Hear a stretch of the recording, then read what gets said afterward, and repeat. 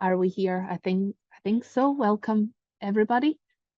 We just wait another couple of minutes just for everybody to join, including one of our guest speakers. But in the meanwhile, thank you all for joining. Thank you for our speakers and our lovely Fenella, who has organized this as usual. So yeah, I'm just gonna mute myself and wait for another minute or so.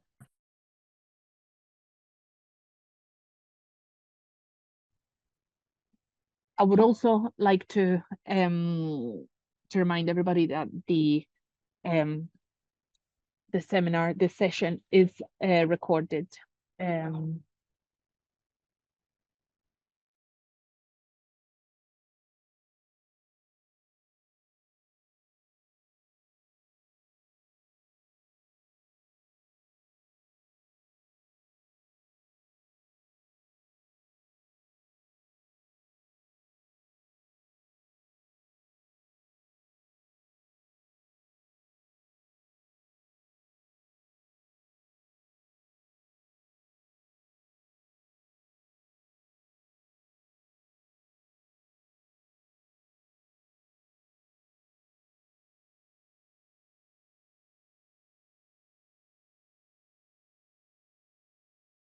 Okay, I think we just start.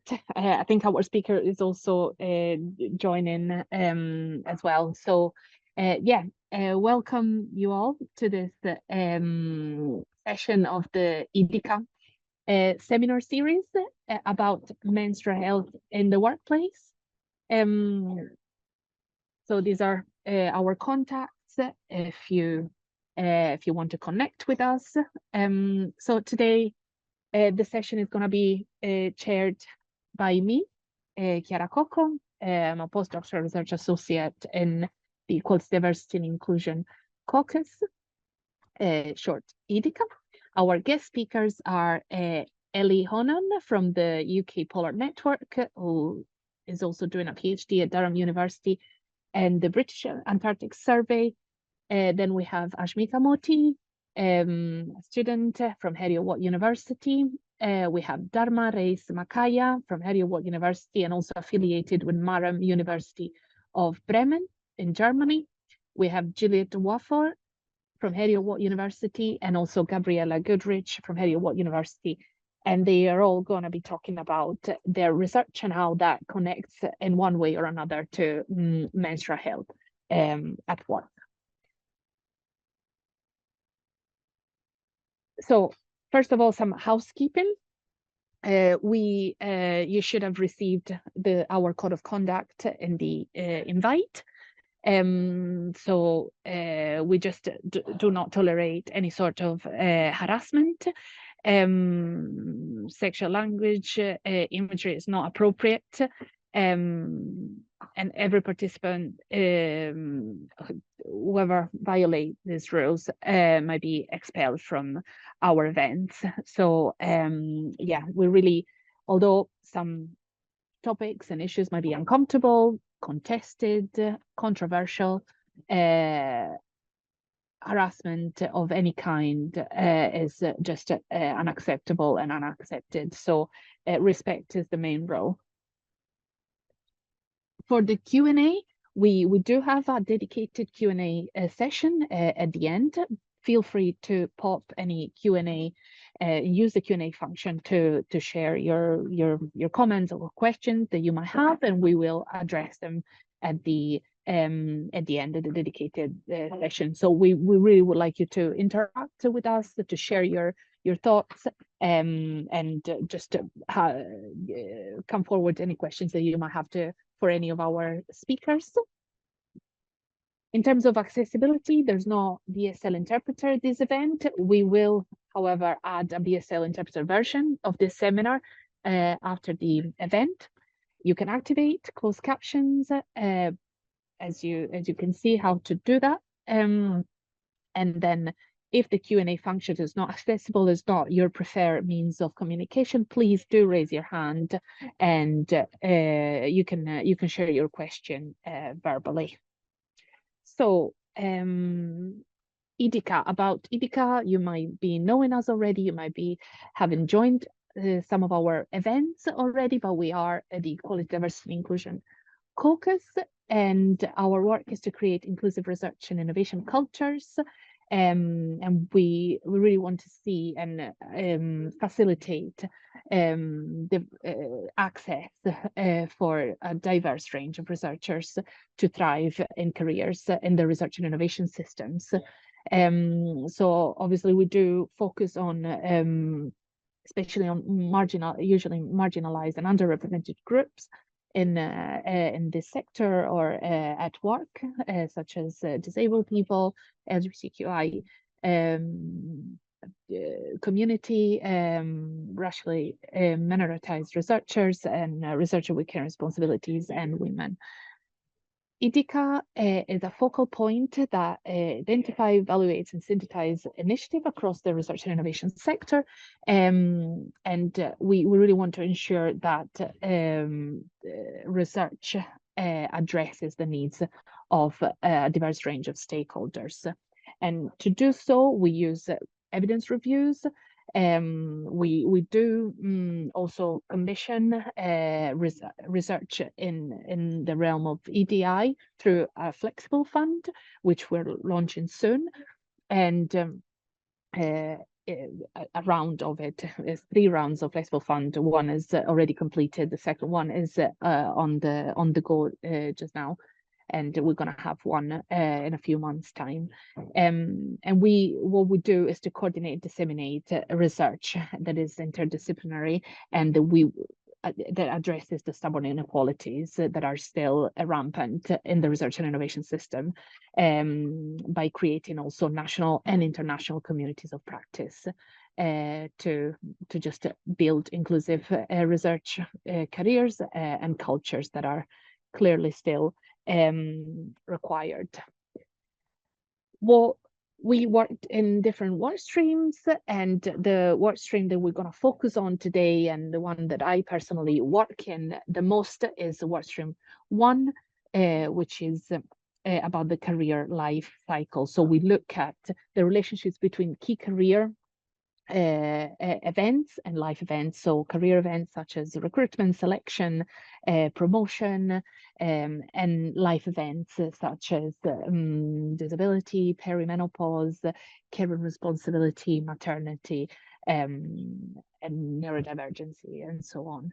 So we want, obviously, as according to our ethos and purpose, we really want to reduce barriers to inclusion across the whole career stages. And we want to obviously enable the access to careers for in the research and innovation ecosystem for all. Our main study focuses on looking at menstrual health and perimenopause in research and innovation workplaces. This study has been carried out through different stages. Our first stage was to look at the evidence. We found out, unsurprisingly, that menstrual health, perimenopause, menopause are still quite under-researched topics and poorly understood. There's much more research about menopause that there is in terms of periods and menstrual health, especially in the workplace context. There's also under research and representation of usually marginalized categories. So the research is often not intersectional, doesn't look at the different intersection and experiences of people at work, and also work environments that are usually looked at in the literature are mostly office-based jobs. What we have done then to kind of fill these gaps was to conduct in-depth interviews. We have conducted 53, because I did do one just this morning, actually, talking about the lived experiences of women who work in the research and innovation space, and the feature of the research and innovation ecosystem is that encompasses different a wide range of work environments. So the experiences of menstrual health, perimenopause managed in different work environments, spanning from offices, but also laboratories, remote work environments that today we're going to talk about that with a few of our speakers, and archives and fieldwork as well, because obviously we do look at the whole career from early career researchers, so PhD students who embark on fieldwork and also have to manage menstrual health periods and perimenopause as well. So we have conducted these interviews. We have spoken to people, and by analyzing these interviews and learning from these experiences, the next step is to co-design interventions to remove the barriers and the challenges that we have heard.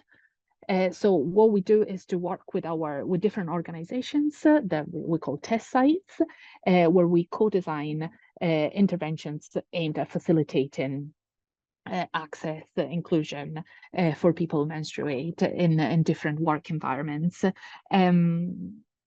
These interventions are obviously take into account the different experiences of women, periods, problematic menstruation, including conditions such as endometriosis, heavy bleeding, polycystic ovary syndromes, as such.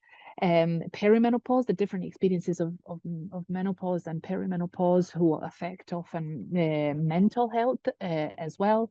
And how that affects different jobs and activities to carry out. So we look at the various challenges and barriers in different environments. We look at also cultural differences in terms of like talking about and being open about these topics, which are still quite stigmatized and still considered as taboo. So how do we overcome that? How do we normalize the conversation around this in the workplaces? So we have different levels of intervention that works in different levels in the structure of work. So organizational level, departmental level, and individual level. So different types of interventions might be, for example, giving training and awareness around this topic to normalize the conversation, or it could be obviously in different spaces like laboratories, could be also in terms of like changing uniform to make them more breathable and more comfortable, and maybe change the color for leaking and to conceal blood. Let's say, or there are other more in terms of policies that include menstrual health into absences, for example, HR systems that accommodate absences that are more related to periods, that could be 2 days a month, for example. So there are a lot of interventions that have been suggested in our study, and we're going to trial them and assess them and try to understand also who is responsible for implementing them, and look at the success of them. So we also carry out a feedback and assessment system so that we ensure that these interventions are actually responding to the needs of people across the research and innovation system.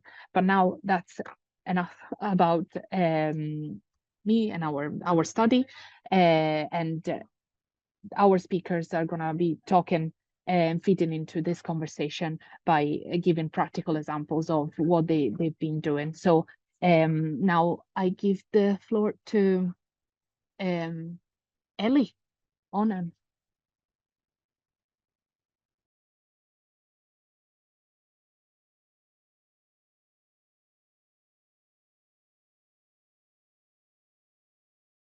Hello. For the dreaded question, can you see my screen? Yes, Yes. can see you and Excellent. hear you. Brilliant. Okay, so thank you so much for inviting me here today. My name is Ellie, my pronouns are she, her, and as Chiara said, I am a PhD researcher with Durham and the British Antarctic Survey. I work with polar seabirds, but I am also highly involved with capacity development for early career researchers within the polar sciences in the UK.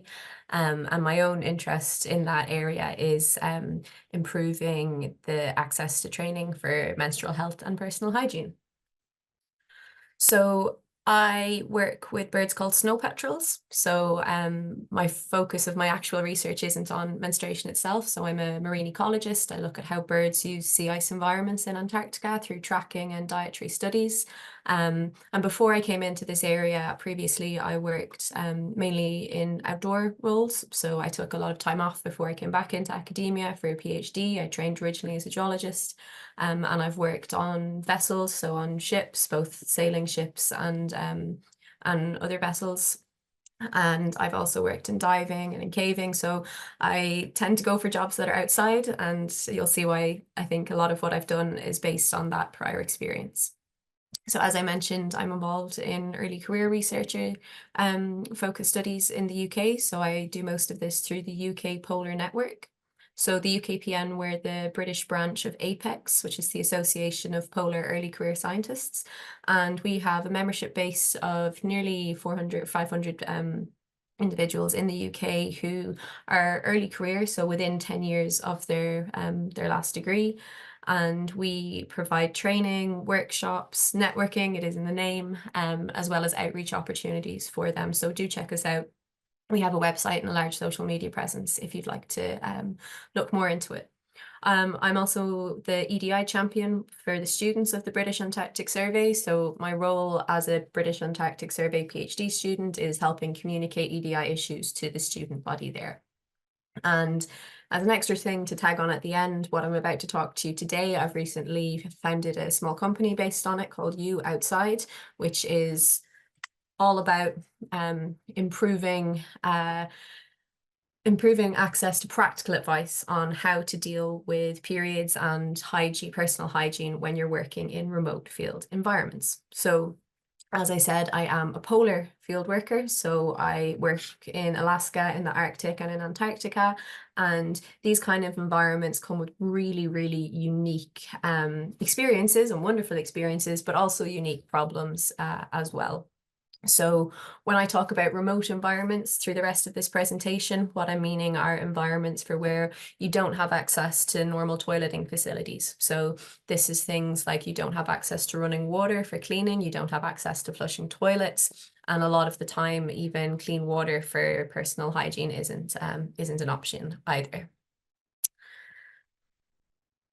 So the motivation behind why I've organized a lot of these training is because although we like to sell the idea of fieldwork looking like this, everyone has that little idea of the polar hero when they think of Antarctic research.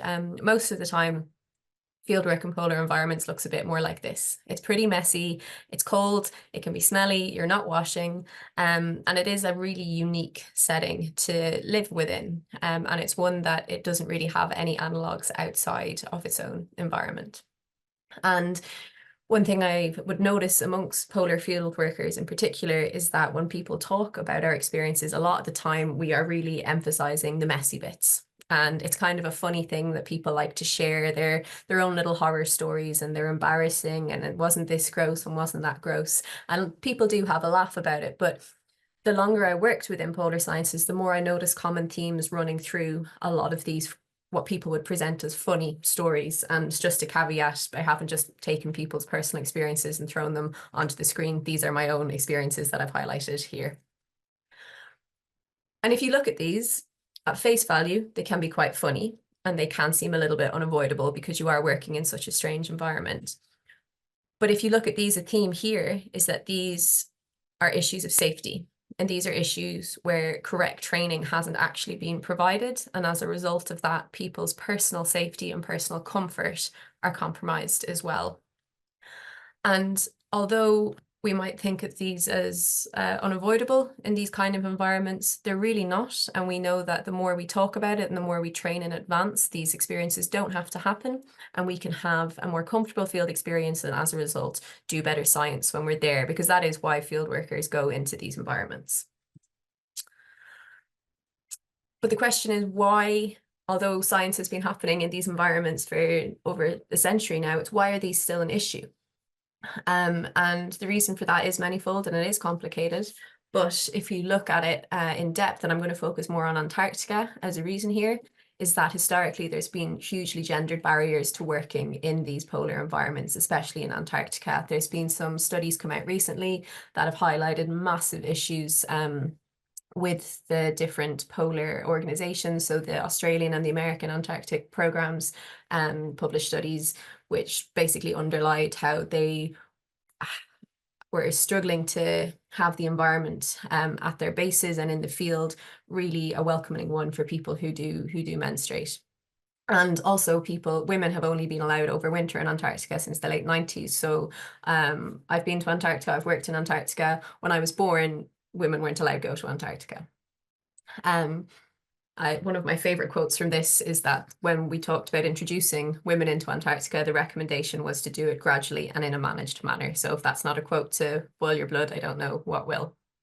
But there is a very dark side to this, whereas only recently, in recent decades, women who work in Antarctica have dealt with really awful situations from their field leaders while trying to deal with their own menstrual and personal hygiene while on field work. So there's a gendered barrier there. There's also a socioeconomic barrier there. I've always been very comfortable going to the bathroom in the fields and it's never been a massive worry for me, but I know that's because that I was lucky enough to be able to be in Scouts as a child, which meant that my parents paid for me to go to Scouts and to experience working and living in the outdoors from a young age. And these opportunities aren't presented to people from different backgrounds, or be they cultural, gender, or socioeconomic. And there is a cultural barrier there as well, especially when it comes to toileting, where you aren't really having people from certain cultures used to discussing the aspects of menstruation and going to the bathroom, so peeing and pooing in quite as much depth as you would need to do so before you enter into these remote environments.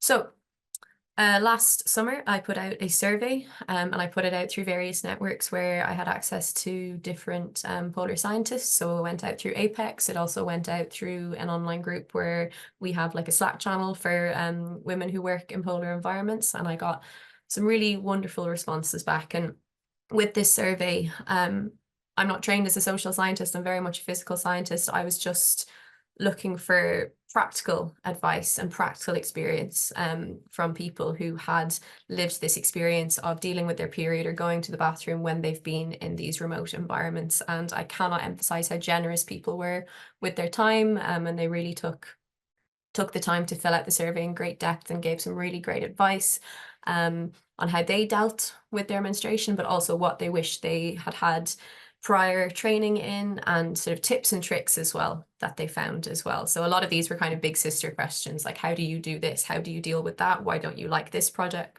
Why do you use this product? And the results did emphasize that this training doesn't really exist in great enough depth for people going into polar environments. So the majority of people hadn't received any training specific to menstruation before they went out onto their first fieldwork. And as a result of that, a lot of people didn't feel prepared whatsoever. And I can tell you now that going to Antarctica, going into Alaska, into the Arctic, these are very daunting experiences. They're wonderful experiences, and it is a massive honor to be able to do it, but it is really scary at times. And so the last thing you need is another issue weighing on you about, oh, how am I going to deal with going to the bathroom, or how am I going to deal with my period when I'm there as well.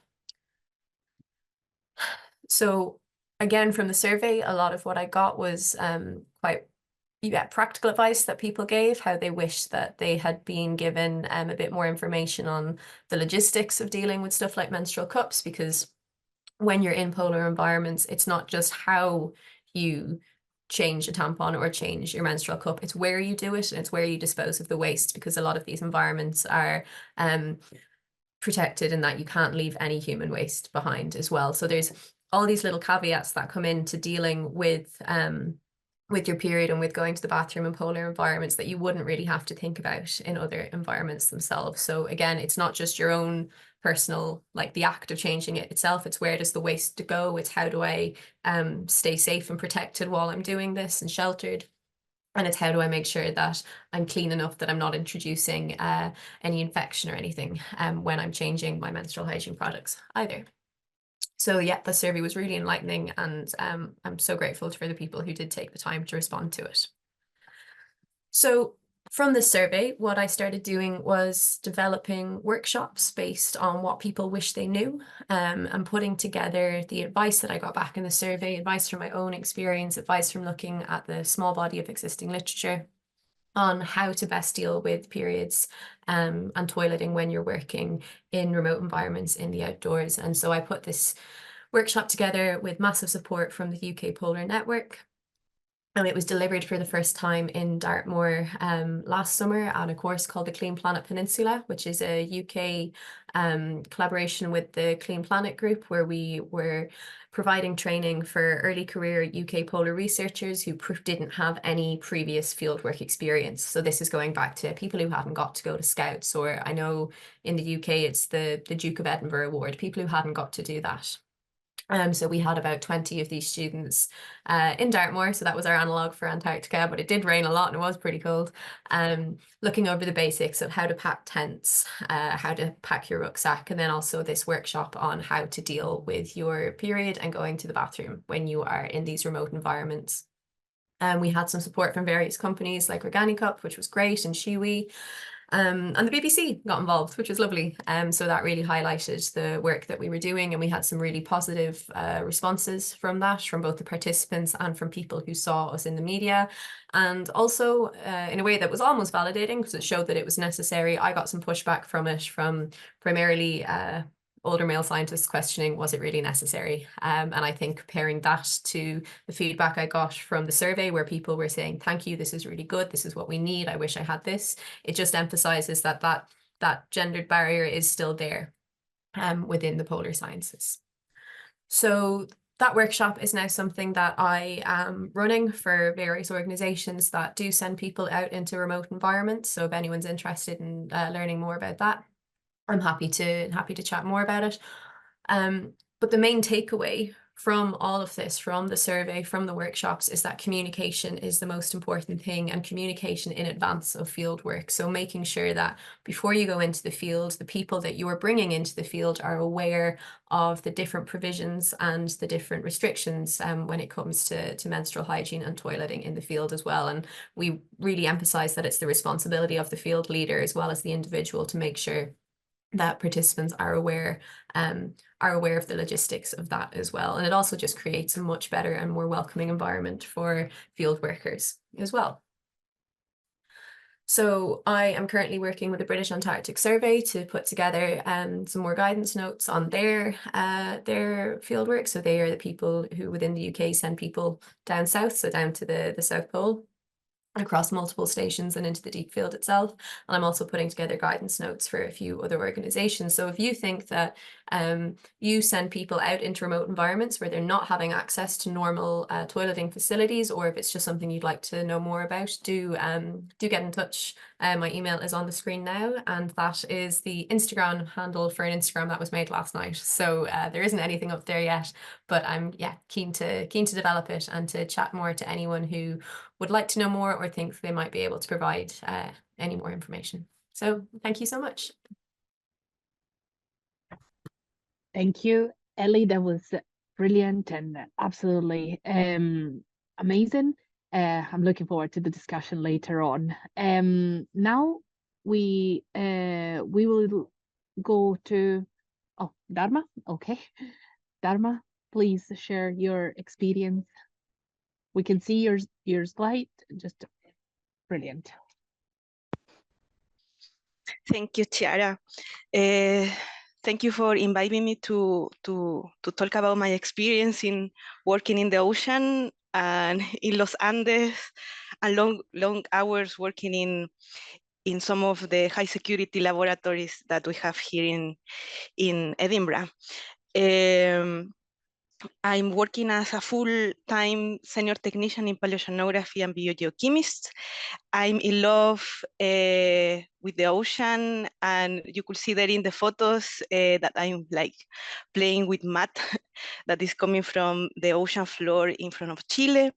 And then since my undergraduate studies, I decided I wanted to become a scientist, and then I did my master in oceanography, and I started to do my PhD in marine geochemistry in Magum. I was there for 3 years. Then I have to come back to Chile because family matters and pandemic start. And the last year of the PhD, I disrobed everything in 2022. And then I doing that last year part-time from here remotely, working with my colleagues from Marum. And I will show you, wait. Yeah, and for take these samples, marine sediments and river sediments and lake sediments from Los Andes, we usually need to see very well where we need to do the coring, responding the scientific question about what we want to do. In Peru and Chile, we are trying to study the past ocean circulation. And for that, we have a bunch of sediment core collected from many, many years, since 20 years ago, from my colleagues in Magum and some colleagues from the US and Japan. And you could see there that we usually obtain the samples with quite big ships. That you could see there is the new Sone. And I never, I was in 2010 in the old Sone in a cruise. And I have this like kind of like breaking out experience of going to the north of the Sone when I have my period in the cruise, crying, and said to her that I couldn't work and I was feeling very, very ashamed of said to everybody that I have painful menstrual periods. And then she was like giving me a bunch of ibuprofen and said to me, stay here just for the breakfast time. You will feel better now with this like kind of like ibuprofen to the veins. And I came back to the work, and with my, I usually like I have a big smile. Then I like everything that we are doing. Then nobody noticed that I was in pain during that time. And nowadays, since Chiara and Fenella invited me to do this talk, I think after finishing my PhD, I will have a meeting with my bosses in Marum and my colleagues there and here to talk about all these experiences and how we could improve these kind of conditions and not put the typical poker faces in cruises when you're a woman that have very painful menstrual periods. And here is a photo of that day. We were collecting multicores in front of Coquimbo in Chile. There is my boss, Ricardo, from my master. And during that time, he was not my PI, my line manager. But I told to him, he told me like, what is going on with you? You're always like super happy and your face is, and I was like, ugh. And I told to him and he said, oh, let's talk about it. And we went for have a tea. And then he helped me during all the sampling process of the multicore. And it's so beautiful that after when I started my PhD, I came back to work in that multicourse and bring me all these kind of memories of supporting and kind of understanding of what is going on. For study climate change and how was the ocean circulation in the past, I using proxies collect geochemist in calcite, in plantic foraminifera that are like unicellular microorganisms that live in the water column that you could see them. They're super pretty. And last year we went to Chile to have a campaign to try to collect them, to do proxy calibrations and extract DNA from them. And I also working with these other babies that we call it benthic foraminifera that live in the seafloor. And for study these guys, we usually need to spend a lot of time under the microscope collecting them and separated by species. And in Magum, in Chile, in Peru, and here in the UK, in Edinburgh,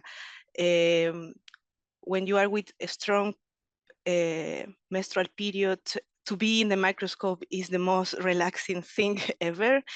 And usually when I'm with my period, I try to be under the like working in the microscope, because you are sitting and you're like observing these nice creatures, then you are like almost meditating. And I think it's a great part of my career to do this kind of meditation in it when you are with a strong period. Also because like I'm working with ocean circulation in the past, I need to understand what is going on in the present. Then I have been participating in a bunch of cruises, small ones and big ones, to collecting water samples. This is a photo of myself in Peru in 2018, collecting samples. And 2 days before this cruise started, I started with my period. And I always like, it's like sometimes you couldn't escape that.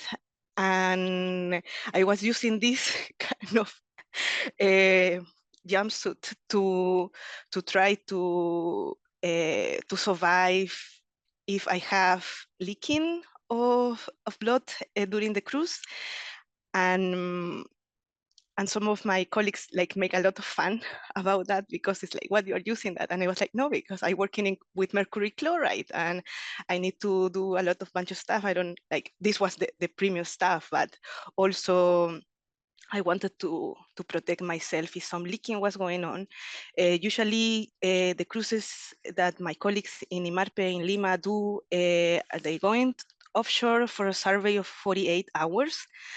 And you barely sleep for that hours. It's like you have little shifts and you need to sleep a little, come back to work, and sometimes you are in the lab the entire day and you don't have any time to go to the toilet. And they are not big ships, are like middle-sized one. Then when you go offshore, you move a lot. Then you just not need to deal with your period, you just need to also deal with seasickness.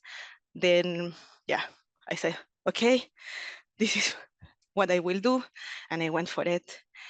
One of the last chapter of my PhD is try to understand and calibrate redox trace elements in bulk sediments. And in 2019, when I froze my PhD, and then the pandemic started in 2020, I was like very sad because my dad passed away. This was the reason that I came back very suddenly to Chile, and took me almost 2 years to the grieving process. Then I started to see these nice satellite images, like pictures, and said, okay, if I wanted to calibrate these guys in a good way, could be I will need to take samples from the rivers in Chile that you could see there. Is a NASA photography from the region that we study nowadays with my colleagues in Marum and here in the Lyell Centre. And you could see that all these kind of veins that coming from Los Andes to the ocean, and you could see this kind of art, like clays that go to the ocean, and finally we could find their signature in the marine sediments. Then I have been, during all this time of grieving, I went with some of my colleagues from Conciencia Sur, that is an NGO in Chile that provide help to women in science. And we went like all together during the pandemic, voluntarily to sampling different rivers, and we started to have connection with the communities that take care of these rivers. Then we started to work in something called community science for paleoceanography and marine science. And then you could see that also is like we work in remote areas. We have to collect samples sometimes where I need to be in the rivers for a lot of hours during the day. And luckily, during the periods that we did some of the samplings, the intense ones, I was not with my period. And but what I saw that some of my colleagues were with their periods, and we didn't talk about it. After we knew each together for 1 week or 3 days, and then you could see that something is going on, and then as this group of women that do community science, we started to become like a pack and help each together and openly talk about how we could improve our working conditions as a woman in remote locations. And you could see there, like we are sampling, collecting water from Los Andes, and also we did a lot of outreach events, collecting and going with the schools to Los Andes to help us to collecting samples. And yeah, there again with sediments from one of the rivers, collecting the stuff, and some outreach events. Then I'm define myself like a kind of multidisciplinary kind of senior technician PhD student. I'm sometimes everybody feel that I do too much, but I think if I don't keep my connection with people, trying to explain science, I think I will. It's something that is part of me, and I know that sometimes processes and as the PhD take more time, and yeah, we just need to go for it. And these are some examples of the big ships that you could see in the slide in the top left side, a middle-sized one. And you could see the other reality of working with fishing boats, as we have been doing since 2 years ago already. And the problem with the big ships, we have access to very good installation in terms of toilets, and in middle-sized ships you don't have nurse, but in the big ones as Polarstern, Sone, you have nurses that you could go and talk with them. But when you work with fisher boats that you rent, you need to go and accept the condition that they offer to you. And sometimes some of the boat doesn't have a door in the toilet, as you could see there in the photos. Then it's quite difficult when you are menstruated, that you don't have a private space to change the tampon or change the menstruation path, and it's not a way to use cap because you don't have possibility to clean it. And then this is a photo of one of my colleagues that sent me yesterday of the expedition that we joined last year, and then thanks to some of my colleagues in Marum and in Chile and here, we created last year a kind of code of conduct for fieldwork in the ocean and fieldwork in remote areas. Like a lot of my colleagues here in the Lyell Centre work in Guyana, or in Los Andes. Then, but you know, like something very strange, and I think I really was like triggered me a little bit that we didn't include in that protocols nothing, but nothing related to menstruation. And and the second semester of this year, after to submit my PhD thesis, my idea is to come back to that code of conduct and improve it and add all the things related to menstruation in like big chip, what is going on, like what is some recommendation to the chief scientists of like talk about it, you know, like usually we receive, when we go to a cruise, we receive an email with the name of all the people, what we will do, the schedule for the flights and everything, but we don't talk about this. It's still a taboo, and I hope that the second semester, I could come back to that document and contact again my colleagues and improve that protocols. Thank Dharma, you. thank you so much. This was amazing, and the visuals as well, you know, like just, you know, we could imagine to be there at least and to see what it's like. So thank you so much for that. We're a bit late just now, but now is the time for Ashmika to present her research on menstrual health and periods.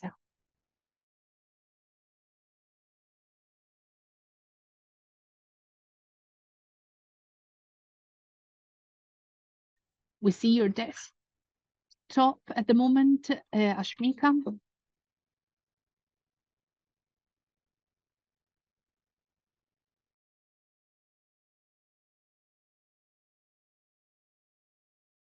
Can you see my screen?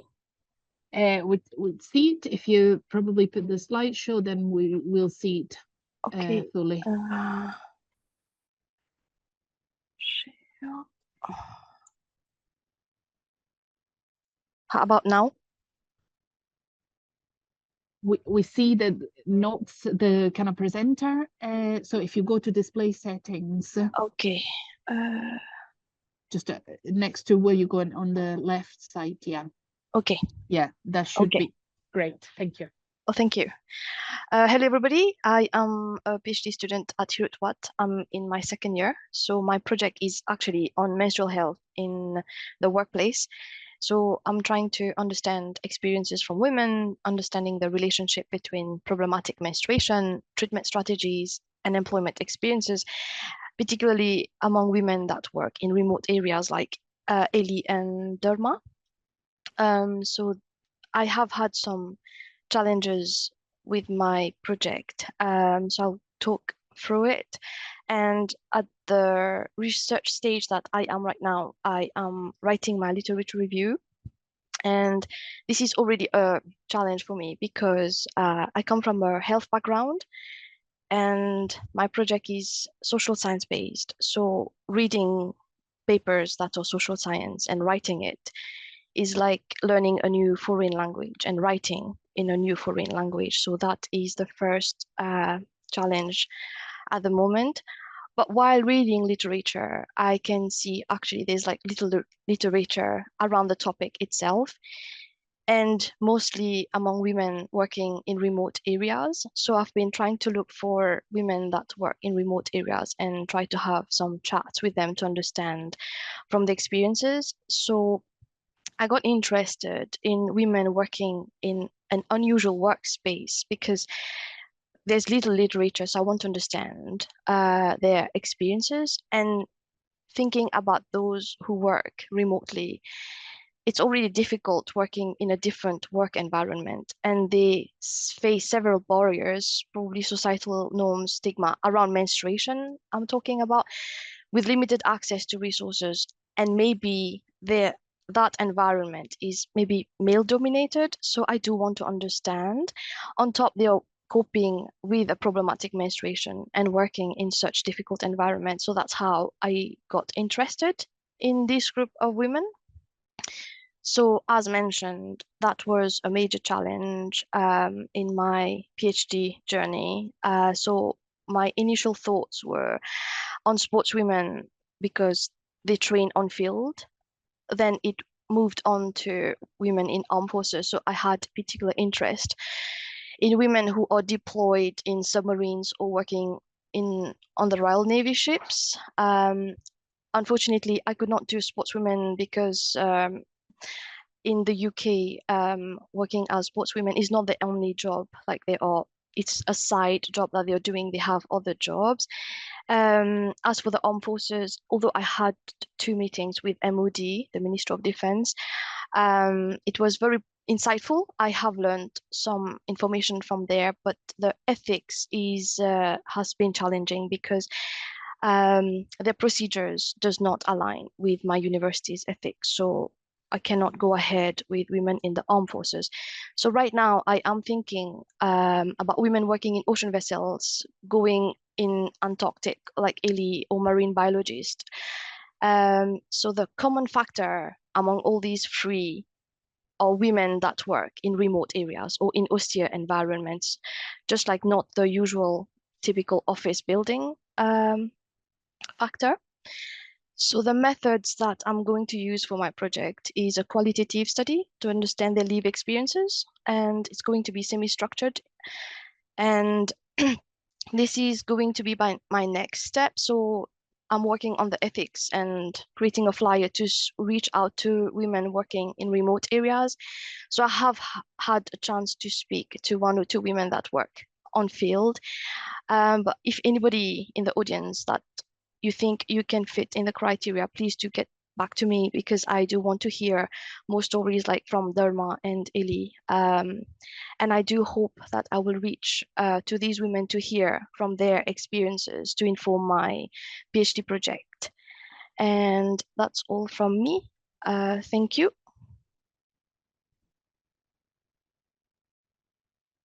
Thank you so much, Ashmika. And this is great that you share your research process as well. And hopefully we can have a discussion today and you can get actually some good perspectives and data for your PhD.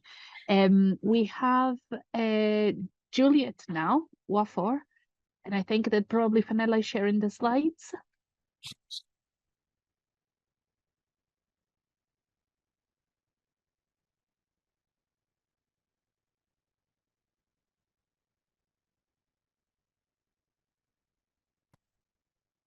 Hi everyone. My name is Juliet Nwafor. I'm a PhD student and I'm in the same research group with Ashmika, the last speaker. So my research is also focused on managing problematic menstruation, but then I'm focusing on the banking sector in Nigeria. Next slide, please. So I'll give like a brief introduction to what my research is about and the reason why I chose like the Nigerian banking sector, of course, apart from the fact that I'm Nigerian. Then talk about the aims of my research and then the methods. Next slide, please. So first, I always want to talk about like the fact that menstruation is still an issue that affects women that make up over half of the working population. And in spite of that, it's still an issue that is shrouded in silence and being concealed. And then this research is focused on not just menstruation, but problematic menstruation. And by the virtue of my research context, I always want to explain what is defined as problematic, because as Nigerian, when you say something is problematic or has problems, you get some kind of negative reaction. No one wants to talk about it. No one wants to admit that they have a problem. So I try to operationalize the term and talk about problematic menstruation to include gynecological issues, menstrual disorders, heavy bleeding, dysmenorrhea, PMS, or any kind of stress, be it maybe fatigue or any kind of discomforts that might come up during menstruation. And these issues are important because of the way that they intersect with other structural challenges that women face in employment. Next slide, please. Yeah, next slide. Thank you. So my research is focused in Nigeria, and I'm taking note of the fact that Nigeria is a multicultural society with over 250 ethnic groups. And it's also a patriarchal and a male-centered and male-dominated society. So the gender division of labor, gender discrimination and inequality is is ingrained across all social institutions, from the religious institutions to economic or even political institutions. Women are discriminated against.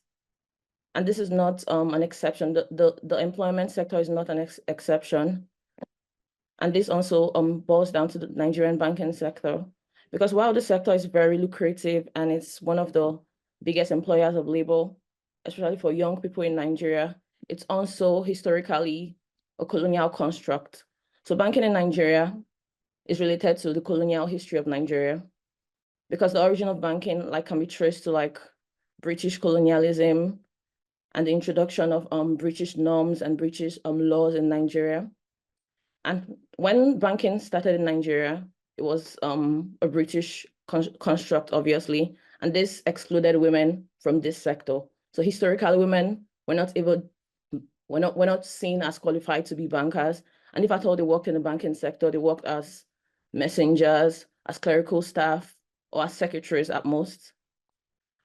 But in the past decade and post-independence, the banking sector in Nigeria has undergone various restructuring and reforms, and this has seen more women being employed in this industry. But as more women are being employed in this industry, it doesn't imply that the norms or the policies are made to take cognizance of the entry of more women. So these policies are still centered, they're still male-centered, and they do not take cognizance of the experiences of women as they go through the life course from menstruation, maternity, and even menopause. So this study is taking cognizance of, one, the fact that Nigeria is historically a patriarchal society. Secondly, the banking sector is a product of colonialism. And lastly, the fact that we've seen the entry of more women into this sector, but then the sector hasn't undergone reforms that make policies that apply to women. Next slide, please. And then I go on to talk about the structure of the banking sector in Nigeria and the fact that it is a very lucrative sector, but it is also very competitive. And we have more women in this sector working as marketers, trying to increase the market share of the bank and get more customers. So they tend to work long hours, coupled with the rigid employment policies and lack of flexible work policies. And there's also a lack of inclusion of work-life balance policies. And in addition to all the stress that women go through, they still have to engage in what research has called blood work. And blood work is just additional labor that women engage in to conceal blood, to prevent leakiness, because they have to still maintain some kind of menstrual etiquette as professionals, as banking professionals. At this stage of my research, I have started my pilot study and just trying to recruit participants from the banking sector online, trying to have brief conversations to just understand the structure of the banking sector and the fact that and the influence of the structure of this sector on how they manage menstruation, especially those with problematic menstruation. So far in my interaction, contrary to popular belief, the sector doesn't run the 9-to-5 model, which is on paper. Many people I have spoken to have to resume at work before 8 a.m. and stay back at work till about 8 p.m. to 9 p.m. And then I wonder how they are able to manage the pain that they might feel or the discomfort that comes with managing problematic menstruation while working in the banking sector. Next slide, please. So far, I've just talked about my aim. I'm focusing on the lived experiences of women. I want to understand how they manage menstruation while working in the banking sector, how they navigate a banking career while managing gynecological conditions and problematic menstruation.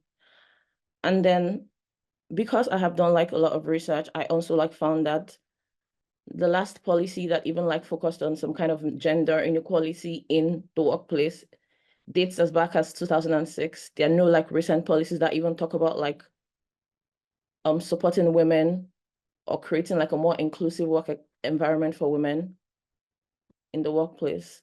And even this policy has nothing to say about menstrual health or how to support women that are going through menstrual disorder or any kind of like gynecological health condition that they may go through.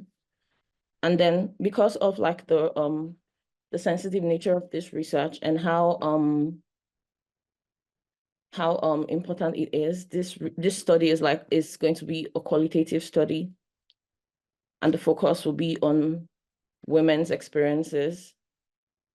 Just have like a conversation to get like an in-depth and a nuanced point of view, focusing on like the structure of the banking sector, how they cope and how they manage problematic menstruation. I will also look at the cultural aspect, because I feel like it will be unsuitable to like take on a country like Nigeria with over 250 ethnic groups and not think of the influence of culture on how they manage menstruation.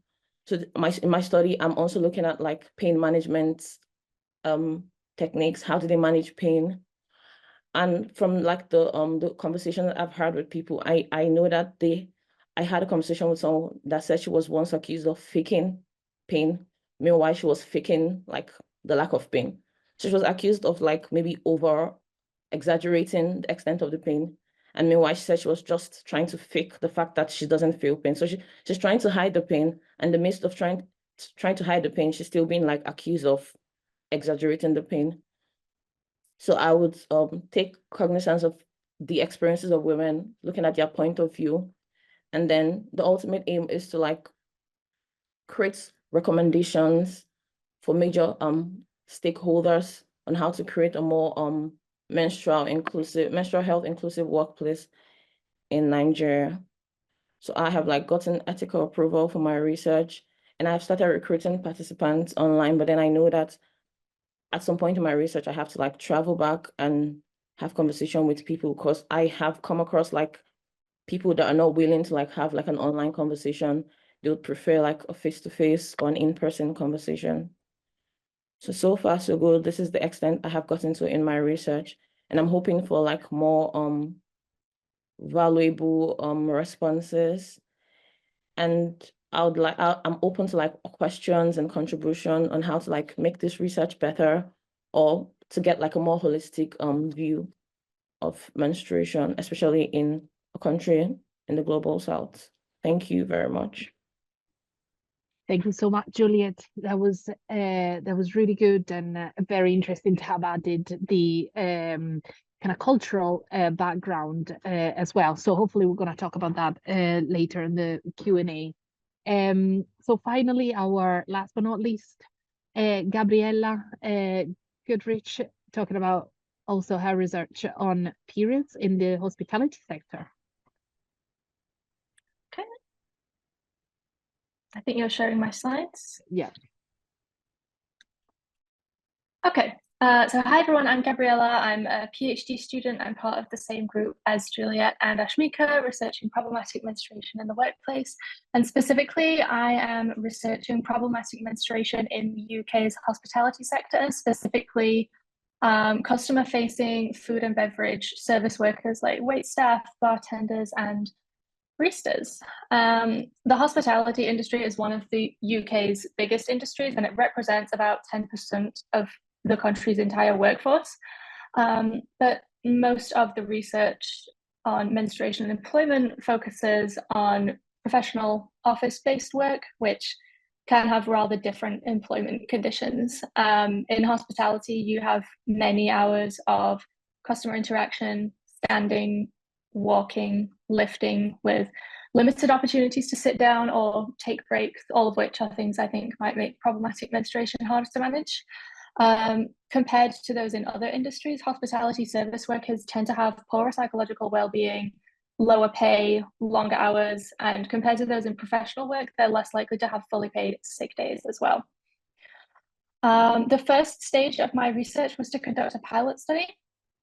I interviewed 4 women, all based in Scotland, aged between 22 and 25. They worked primarily as bartenders in bars, pubs, and hotels. And they worked a mixture of full and part-time, except for one participant who was full part-time. Full-time. Oh, she only worked full-time. Next slide, please.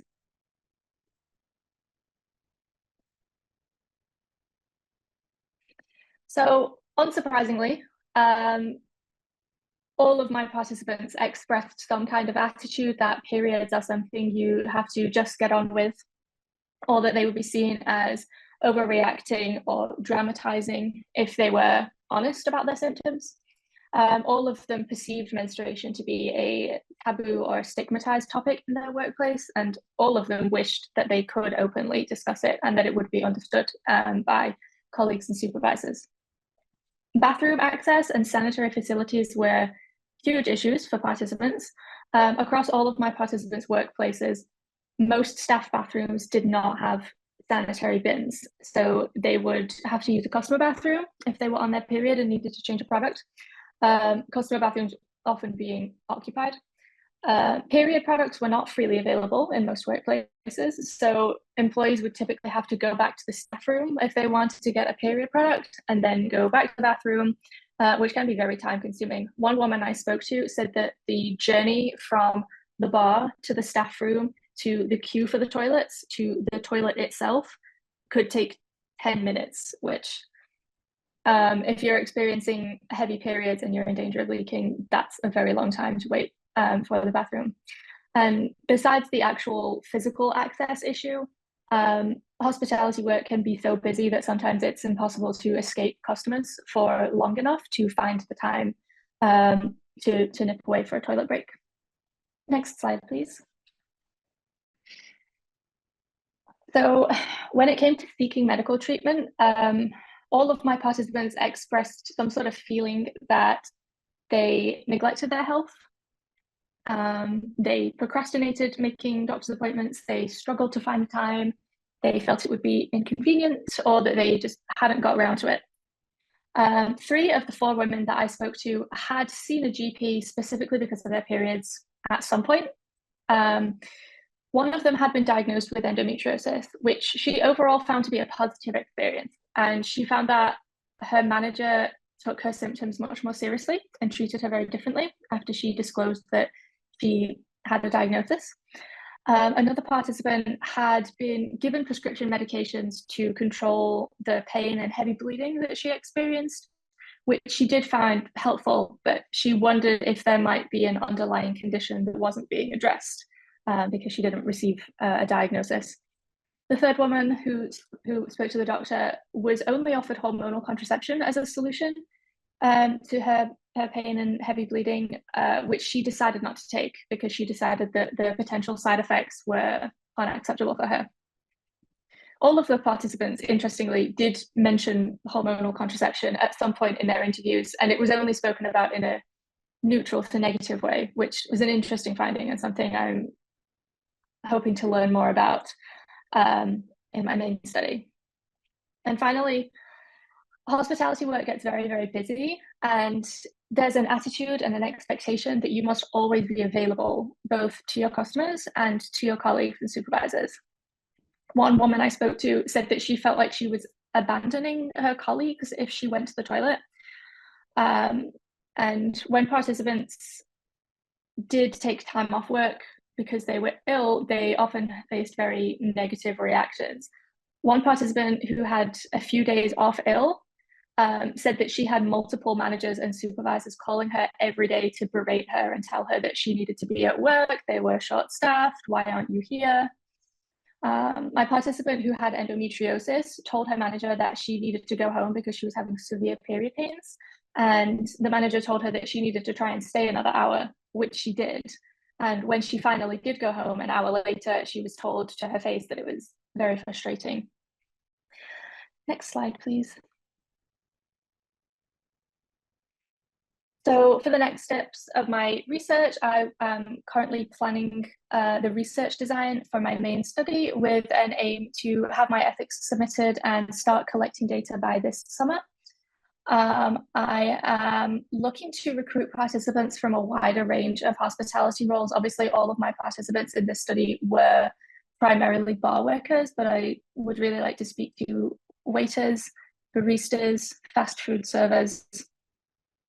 I would also like to recruit participants who are older. Obviously, my participants in the study were all in their early to mid-20s.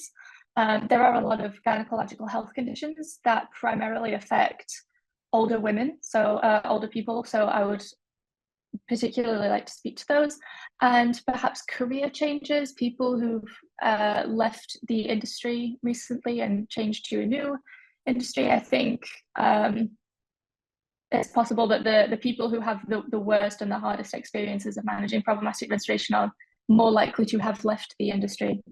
And one of my participants had recently left the industry, and she was able to directly compare her experiences of menstruation in hospitality versus in her new office-based role, and that was very interesting to hear.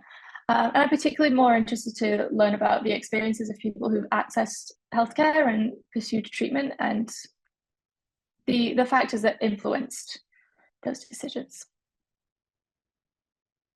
Thank you very much. That's all I have to say.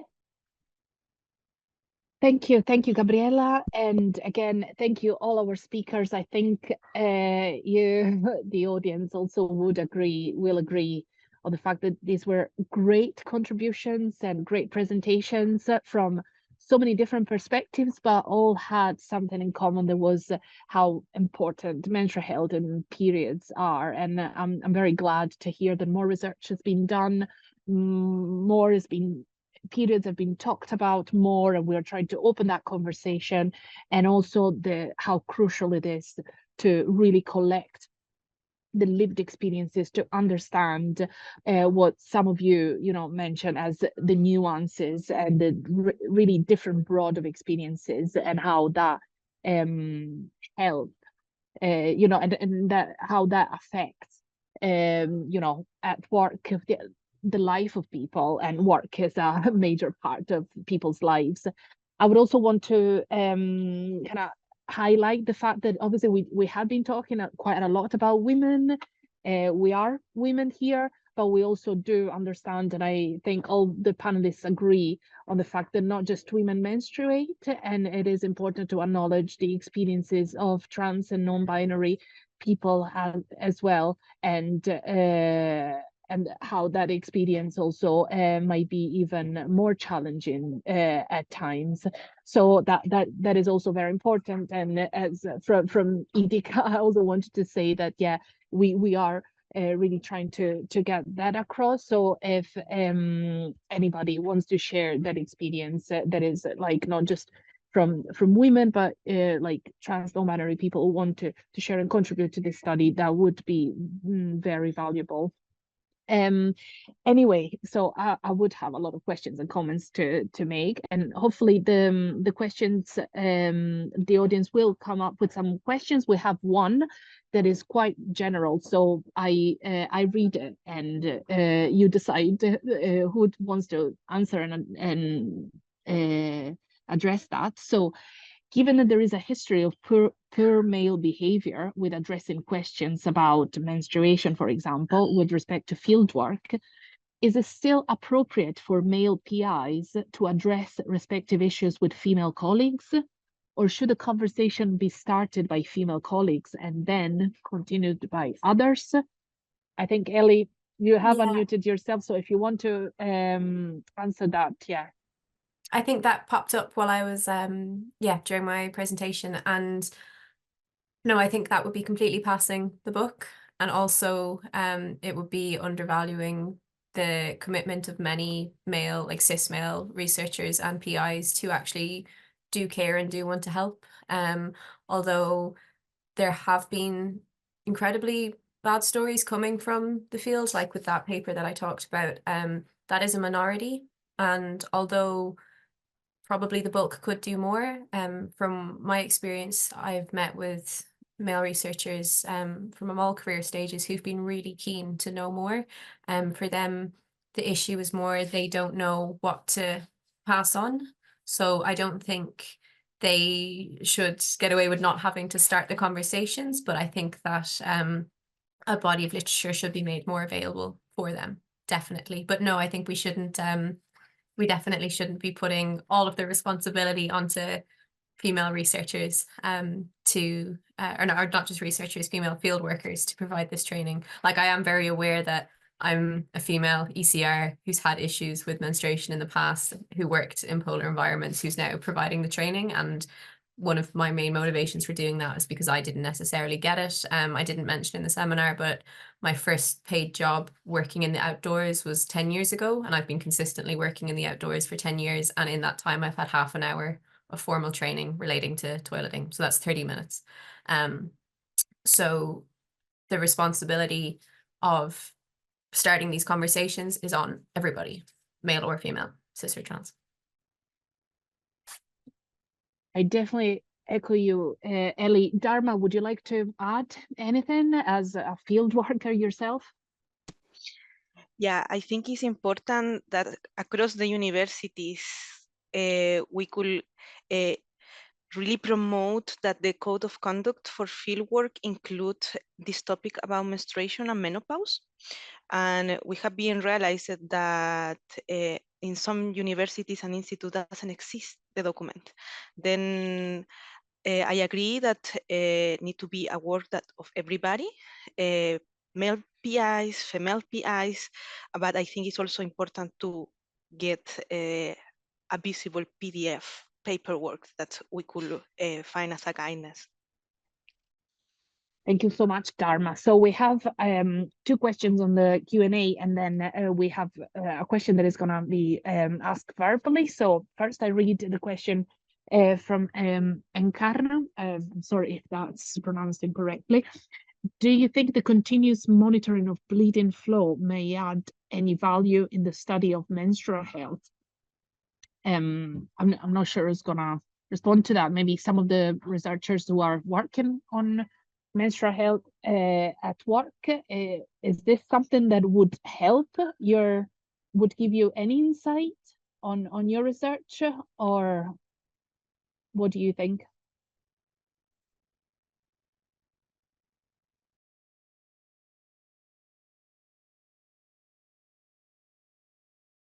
I think if what they mean is checking for how much someone bleeds throughout the course of their period, I think that is already a big factor in menstrual hygiene or menstruation studies. So, and we do know that it does vary throughout the cycle. But I might not have understood that question correctly. Yeah, I think yeah, exactly. I'm not sure how that relates. Obviously, we talked about problematic menstruation as well, so we do also mean heavy bleeding, and that is something that do affect people at work, people who go on field work, and people at work in general. We heard about hospitality, for example, the hospitality sector as well. So that obviously is important.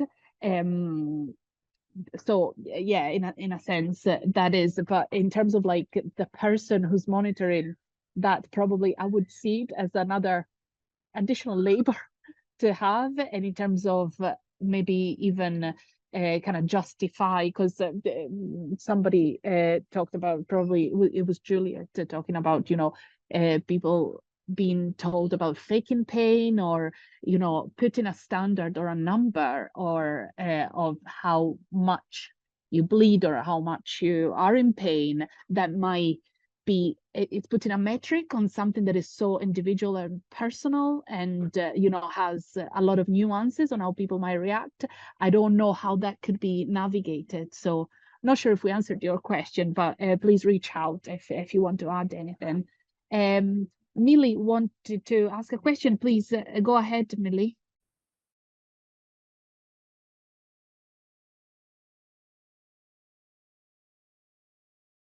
I'm sorry. I just wanted to chime in on the question about bringing men into this conversation, or those assigned male at birth. We've done a lot of training at Circ, and I know I've spoken to Ashmika and Chiara, but to me, bringing male field trip staff into this is essential, because whenever I deliver the training to undergraduate training courses, people who are taking undergraduates out into the field, this is an additional workload that falls onto young female ECRs that unanimously, I can see people nodding their head, you will be taking spare pads, spare tampons with you, and you become secret keeper for those who have bled through their clothes and who do have menstrual issues that they don't want to talk about. And that reinforces the need for organizations that run field trips to insist that you take a female member of staff. And that means you are not being taken because you have years of field teaching experience. You are being taken because you have a vagina and you can deal with vagina problems. And that is what it boils down to. And it is so diminishing of female ECR experiences that is what has to change. And I'm not 100% sure how we do that, but if we don't have male staff who are leading field trips in on this, then you are further disadvantaging students, and you are you're just reinforcing that glass ceiling for female teaching staff to be able to break through. And that's not why I want to be invited on fieldwork. I don't want to be invited to talk to young women. I want to be there because I know my subject, I'm good at teaching, and I can make a meaningful contribution to the research if that's what the trip is, not just because I can deal with these types of questions. And it's an attitude that has certainly been echoed a lot when I've done training on this myself.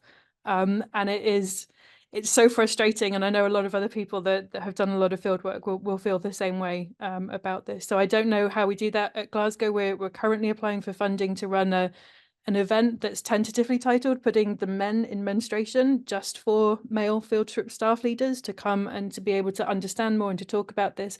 And I think that there is an appetite for that type of event where, you know, it's not, this problem hasn't been created by men. There is a communication divide here that realistically men are very capable of talking about these types of issues, as are women. We just don't like to talk to each other about it, but most men are capable of buying supplies and understanding the issues, and finding ways to just remove that barrier is critical.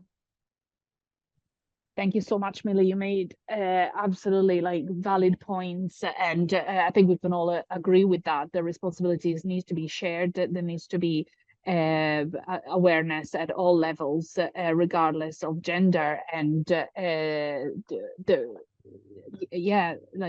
everything you said is absolutely resonates with also all the people that we've been talking about who are really pushing for all staff to be trained, to be aware, or at least to be able to support in terms of even signposted where to find support. So there's really no excuse in a sense. So thank you so much, Millie. And actually there's a question that kind of links to this. So any tips for bringing up menstruation in the field with male PIs if they don't bring it up themselves? And can toileting and menstrual provision be included in risk assessments for field work, for example?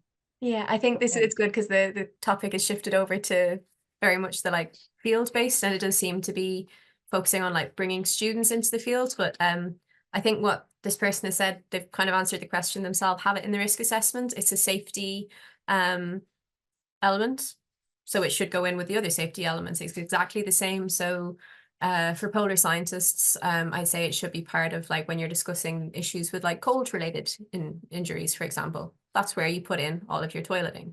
If it's to do with your personal health, it's part of safety, it goes in the risk assessment. And although I know it's not an easy thing to do for many people, for me, I find the best thing to do is almost just be very, very forward about it. So when risk assessments come out, just conversationally with the PIs, be like, right, okay, and what about menstrual waste? If it is putting a labor on yourself, but if you make it very normal, it's not the best language, but you can embarrass other people into treating it as normal themselves.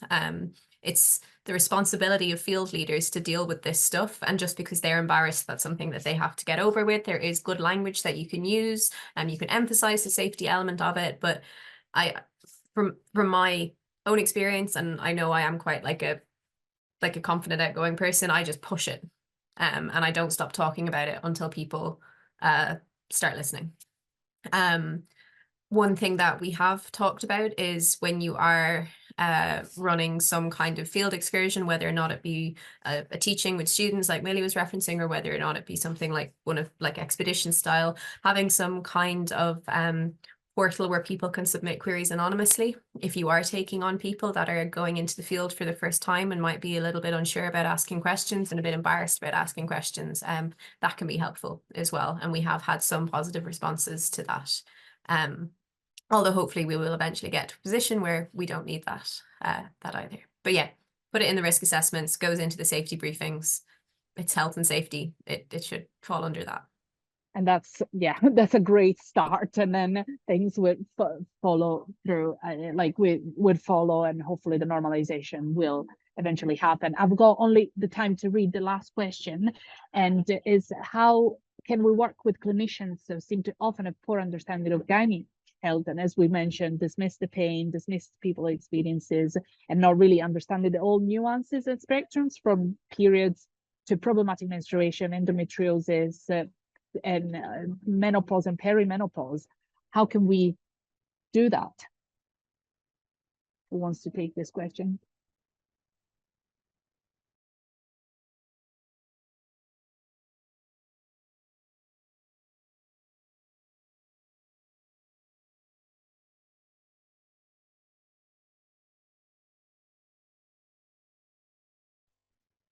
It is a difficult one because obviously it depends on the health system, I suppose. And, you know, I think Ashmika made also a point of having the separation between sometimes the medical and the social. So how do we bring these two elements together? How do we not separate it? Menstruation is both a medical and biological event as much as it is a social event. And also, you know, Juliet's presentation did add the nuances of like a cultural event as well, on how things are perceived differently in different cultures. So, you know, how can we, it is a difficult question, but how do we marry the two? It is quite tricky. Ashmika, please. So my previous research was on, from my master's, was on understanding diagnostic delay of endometriosis, and I tried to understand why there was a diagnostic delay in the UK, and globally it's around 8-10, some countries was even 15 years. And I tried to understand it at 3 different levels, like where does the delay really occur? Is it at the patient level, or is it at the doctor's level, clinician, healthcare practitioner, or is it at the healthcare system level? So one finding that I have seen is misdiagnosis, and that's why women are not diagnosed. So a lot of the gynecological problems, the symptoms overlap with a lot of other problems. So that's how they are misdiagnosed. So one of the proposed intervention or idea that I was reading through literature was to have a module or whole chapter covered on reproductive health in the guidelines of general practitioners, because, for example, in the UK, we go to the GP first before being referred. So already creating awareness and putting women's health as a big chapter or something core that the GP needs to understand is one of the ways. But this is a very tricky question, like how do we work with clinicians to tackle this problem? But this is just one of the findings that I have encountered. Thank you so much, Ashmika. That was actually a very good, interesting perspective and helpful. So I think that's what we are trying to do, and is one of also our aim as a EDICa and the menstrual health study in particular, to really bridge that gap in a sense of like disciplines and hopefully create that communication. Anyway, it's 31 past, so we're slightly late, but I think this is the active call for participants of our events and studies. So please share widely and participate if you if this is your case and your experience. Can I just interrupt and say that we have just literally 3 minutes ago nailed our next seminar. So thank you to Kat Morgan, who is working to try and get our panelists secured. So this one's going to be on peer review bias. It's a report that we have been working on for quite some time and we'll be able to share publicly. And we've got Professor Mustafa Alspavin, and we've got Dr. Emily Kumbetham. And we are going to have Dr. Kat Morgan sharing the peer review bias. So I put the link into the chat. This will come out through our network and our social medias as soon as possible. So thank you so much to our panelists. That was excellent. The recording will be caption corrected and then shared on our website so that people can look again. There is a lot of information in those slides, and we would like this to be shared as widely as possible. Thank you all so much. Everybody. Thank you, the speakers. Thank you, the audience. And Thank you. yeah, let's keep up the good work. Thanks, everyone. Bye, bye, all. Bye.